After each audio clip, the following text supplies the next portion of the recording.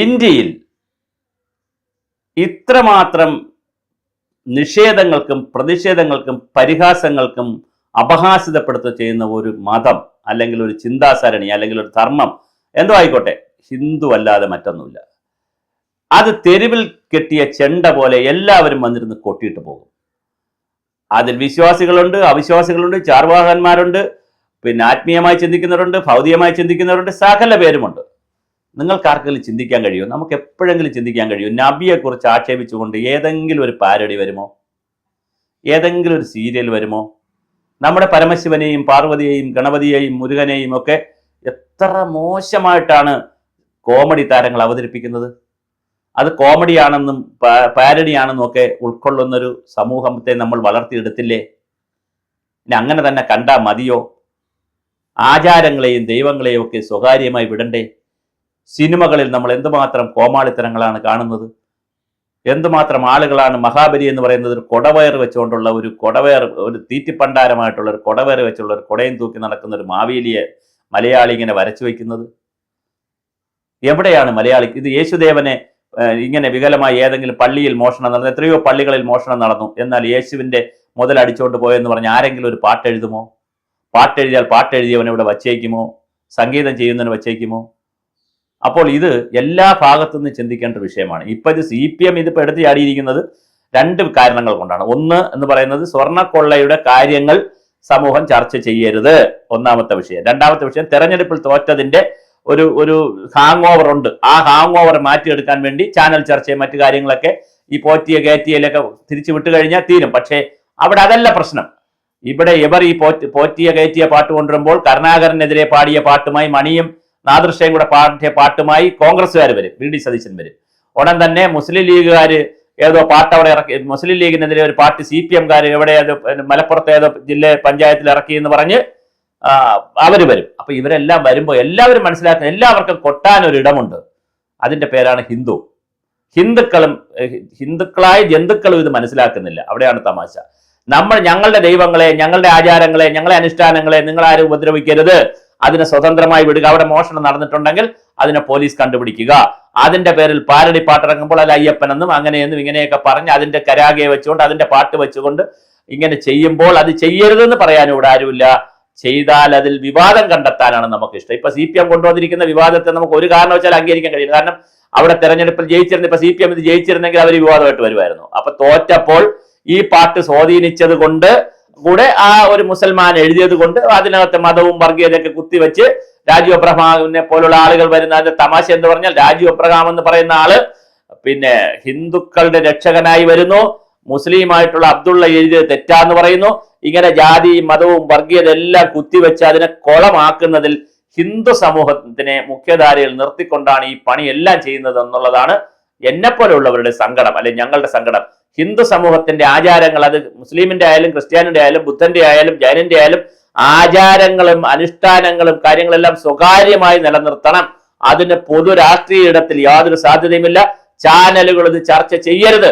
എനിക്ക് അത്ഭുതം തോന്നിയത് ഏഷ്യാനെറ്റിലെ ബിനു പോലും ഇത് ചർച്ചയ്ക്ക് എടുത്തു. ഏഷ്യാനെറ്റിലെ ബിനു എന്നൊക്കെ പറഞ്ഞാൽ വളരെ ഗൗരവമുള്ള വിഷയങ്ങൾ മാത്രം ചർച്ച ചെയ്യുന്ന ഒരു ആങ്കറാണ്. എന്നിട്ട് ബിനു പോലും ഇന്നലെ അത് ചർച്ചയ്ക്ക് എടുത്ത് ഇരിക്കുന്നു. ഉടൻ ശ്രീജിത്ത് പണിക്കർ പറയുന്നു അയാൾ ഹിന്ദുവാണ്, പന്തളത്തുകാരനാണ്, അതുകൊണ്ട് അദ്ദേഹത്തിനൊന്നും സംഭവിച്ചില്ല എന്നൊക്കെ പറയുന്നത് എന്ത് ഹിന്ദുവാണ് പണിക്കരെന്ന് ആണ് എനിക്ക് മനസ്സിലാവാത്ത. പണിക്കരെ പറയേണ്ട എന്താണ്? ഇതുപോലത്തുള്ള കാര്യങ്ങൾ ആരും എഴുതാനും പോകരുത്, പ്രചരിപ്പിക്കാനും പോകരുത്. പാരഡി ഗാനങ്ങൾ എഴുതാനുള്ളതല്ല. അയ്യപ്പനായാലും ദൈവാചാരങ്ങളും ഒക്കെ അത് എഴുതിയത് കൊണ്ട് ഇപ്പൊ CPM ഉപയോഗിക്കുന്നത് കൊണ്ടോ അല്ലെങ്കിൽ കോൺഗ്രസ് ഉപയോഗിക്കുന്നതുകൊണ്ടോ ആര് ഉപയോഗിച്ചതുകൊണ്ടോ എന്നുള്ളതല്ല, അത് ഇലക്ഷന് ഗുണം ചെയ്തോ എന്നുള്ളതല്ല. ദൈവങ്ങളുടെ വിഷയങ്ങളെ വളരെ തികച്ചും സ്വകാര്യമായി വിടേണ്ട ഒരു വിഷയമാണ്. അതിനെ പൊതുവായി കൊണ്ടുവന്നുകൊണ്ട് സംഭവിച്ചത് എന്താണ്? ആ പാട്ട് റീച്ചായി തലമുറ ആ പാട്ട് പോകും. എല്ലാ കാലത്തും നിലനിൽക്കുന്ന രീതിയിൽ ഒരു ആക്ഷേപഹാസ്യ പാട്ടായിട്ട് അത് നിൽക്കും. ഈ ആക്ഷേപഹാസ്യം വരുന്നത് ഞാൻ നേരത്തെ സൂചിപ്പിച്ചതുപോലെ ഹിന്ദുവിന്റെ മണ്ടയിൽ മാത്രമേ ഉള്ളൂ, ഹിന്ദു ക്ഷേത്രങ്ങളുടെ മണ്ടയിൽ മാത്രമേ ഉള്ളൂ. ആ യുക്തിവാദികളായാലും എല്ലാ യുക്തിവാദികളും കൂടുതൽ ശ്രമിക്കുന്നത് ഇവിടെ ഈ പറയുന്ന പോലെ പിന്നെ ഹിന്ദുക്കളുടെ കാര്യങ്ങളെ കുറിച്ച് ആലോചിക്കാനും അതിനകത്ത് എന്തെല്ലാം കുഴപ്പമുണ്ടെന്ന് കണ്ടുപിടിക്കാനും അതിനകത്ത് ബ്രാഹ്മണിക്കൽ ഹെജിമണി ഉണ്ടോ എന്നൊക്കെ കണ്ടുപിടിക്കാനുള്ള അന്വേഷണം നടത്തുമ്പോൾ എത്ര മുസ്ലിം സംഘടനകളുണ്ട്. മുസ്ലിങ്ങളുടെ ബൈഫർക്കേഷൻ, സുന്നി ഷിയ എന്നൊക്കെ പറഞ്ഞ് എത്ര സംഘടനകളുണ്ട്. ക്രിസ്ത്യാനികളിലാണെങ്കിൽ ഓർത്തഡോക്സ്, മലങ്കര, സിറിയൻ ക്രിസ്ത്യാനി, പിന്നെ എന്താണ് നമ്മുടെ പെന്തക്കോസ്ത് തുടങ്ങി എത്ര വിഭാഗം ക്രിസ്ത്യാനികളുണ്ട്. ആരെങ്കിലും അതിനെ ആക്ഷേപിക്കുന്നുണ്ടോ, മോശപ്പെടുത്തി എന്തെങ്കിലും പറയുന്നുണ്ടോ? പറഞ്ഞാൽ കിട്ടും, നല്ലത് കിട്ടും.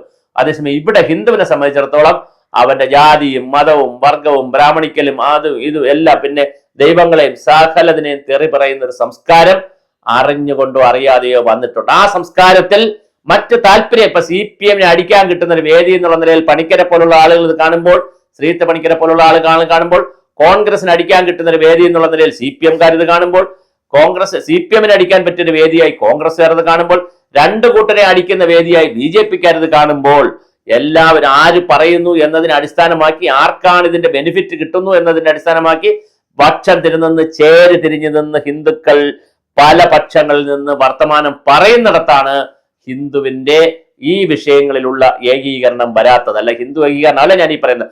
ഇത്തരത്തിലുള്ള പൊതുവിഷയങ്ങളിൽ ദൈവത്തിന്റെ വഴിക്ക് വിടണമെന്നും ആചാരങ്ങളെ ആചാരങ്ങളുടെ വഴിക്ക് വിടണമെന്നും അതിൽ പൊതുവായ അഭിപ്രായം പറയുവാനും വഴിയെ പോണവനെല്ലാം കയറി അതിനകത്ത് കമന്റ് ഇടാനും ഏത് ജാതി മതത്തിൽപ്പെട്ടവരും ഹിന്ദുവിനെ തെറി പറയാൻ ഒരു അവസരം കിട്ടിയെങ്കിൽ ആ അവസരത്തെ സോഷ്യൽ മീഡിയയിൽ കൃത്യമായി കയറി ഉപയോഗിക്കുകയും ചെയ്യുന്നത് നമ്മൾ കാണുന്നുണ്ട്. അപ്പൊ ഞാൻ നേരത്തെ ചോദിച്ച പോലെ നബിയെ കുറിച്ച് നമുക്ക് അങ്ങനെ ഒരു പാട്ട് എഴുതാൻ പറ്റുമോ? ഒരു പുസ്തകത്തിൽ 2 വരി വന്നതിനിവിടെ എന്താ സംഭവിച്ചത് ജോസഫ് മാഷിന്റെ? അതുപോലെ തന്നെ യേശുവിനെ കുറിച്ച് നമുക്ക് ഒരു ഇതുപോലെ എഴുതാൻ പറ്റുമോ? എഴുതണമെന്നുള്ള അഭിപ്രായക്കാരനല്ല ഞാൻ, ഒരു കാരണവശാലും എഴുതരുത്. കാരണം അതൊക്കെ സ്വകാര്യമാണെന്നേ. മതം എന്ന് പറയുന്നത് സ്വകാര്യമാണ്, ദൈവം എന്ന് പറയുന്നത് സ്വകാര്യമാണ് ഓരോരുത്തരുടെ. അതിന് പൊതു രാഷ്ട്രീയത്തിൽ ഒരു ഇടവുമില്ല. അതുകൊണ്ട് തന്നെയാണ് ഹിന്ദുക്കൾ മനസ്സിലാക്കേണ്ടത്, ഈ ട്രാപ്പിൽ ഹിന്ദുക്കൾ പോയി വീഴരുത്. പലരും വന്നിട്ട് പറഞ്ഞു വന്ന് CPM-നെതിരെ പറയാൻ 4 അക്ഷരം കിട്ടിയാൽ 4 വാക്ക് കിട്ടിയാൽ എങ്കിൽ CPM-നെതിരെ പറയാം ഇത് പാരഡിയാണ് എന്നൊക്കെ പറഞ്ഞ് പോകാനുള്ള രീതിയിലേക്ക് പാരഡികൾ എഴുതുന്നവരും ശ്രദ്ധിക്കുക. ദൈവത്തിന്റെ പേരിൽ വേണ്ട, ദൈവത്തിന്റെ ടൂണുകളിൽ വേണ്ട, അത് വേറൊരു തരത്തിൽ. അങ്ങനെ വീരമണി എഴുതി, വീരമണി സംഗീതമൊക്കെ എഴുതിയ വളരെ മനോഹരമായ ഒരു പാട്ടിന്റെ ടൂണിൽ മറ്റൊരു പാട്ട് ചെയ്യുമ്പോൾ അത് കേട്ടാൽ ഇത് ശബരിമല ക്ഷേത്രത്തിലെ പാട്ടാണോ എന്ന് തോന്നുന്ന രീതിയിൽ എഴുതിയാൽ അതൊരു സുഖകരമായ കാര്യമല്ല. അത് തീർച്ചയായിട്ടും അത്തരം കാര്യങ്ങളെ ആരും മുളയിലെ അതിനകത്ത് നുള്ളണം. അത് അയ്യപ്പസ്വാമിയെ കൂടി പേര് പറഞ്ഞുകൊണ്ട് ചെയ്യുമ്പോൾ സ്വാഭാവികമായിട്ടും അത് നിഷേധിക്കപ്പെടേണ്ട തന്നെയാണ് എന്ന് വിചാരിച്ച് CPM ഈ പറഞ്ഞെടുത്തിരിക്കുന്നതിനോട് യാതൊരു സത്യസന്ധതയുമില്ല, ആത്മാർത്ഥതയുമില്ല. അവരിപ്പോൾ എടുത്തിരിക്കുന്നത് എങ്ങനെയെങ്കിലും ഈ വിഷയത്തെ ഒന്ന് വഴിതിരിച്ച് വേറെ രൂപത്തിലേക്ക് കൊണ്ടുപോയി അത് അതിനകത്തൊരു കുത്തിത്തിരിപ്പുണ്ടാക്കി മുസ്ലിങ്ങളുടെയും ക്രിസ്ത്യാനികളുടെയും ഹിന്ദുക്കളുടെ ഇടയിൽ ഒരു കലാപം ഉണ്ടാക്കി അതിൽ വിശ്വാസികളുടെ ഇടയിൽ ഒരു കൺഫ്യൂഷൻ ക്രിയേറ്റ് ചെയ്ത് അങ്ങനെ മാർക്സിസ്റ്റ് പാർട്ടിക്ക് എന്തെങ്കിലും 4 വോട്ട് കിട്ടുമോ എന്നുള്ള ഒരു ചിന്തയുമായിട്ടാണ് മാർക്സിസ്റ്റ് പാർട്ടി നടക്കുന്നത്. അല്ല, ഇതിനകത്തൊരു സത്യസന്ധതയില്ല. യുക്തിവാദികളുടെയും വൈരുദ്ധ്യാത്മക ഭൗതികവാദവും മുക്തിവാദവും പറയുന്ന ആളിന്റെ ആത്മീയതയെക്കുറിച്ച് നമുക്ക് വേറെ ചർച്ച ചെയ്യണം. അതുകൊണ്ട് അങ്ങനെ ഒരു ചർച്ചയും ചിന്തയും ഇല്ല. തീർച്ചയായിട്ടും ഞാൻ സൂചിപ്പിച്ചതുപോലെ ഇത് ഹിന്ദു എന്നും തെരുവിൽ കെട്ടിയ ചെണ്ടയാണ്. ആർക്കും അടിക്കാം, ആരും വന്ന് എന്ത് ചെയ്യാം, ഇവിടെ ചോദിക്കാനും പറയാനും ഒരു മനുഷ്യനുമില്ല.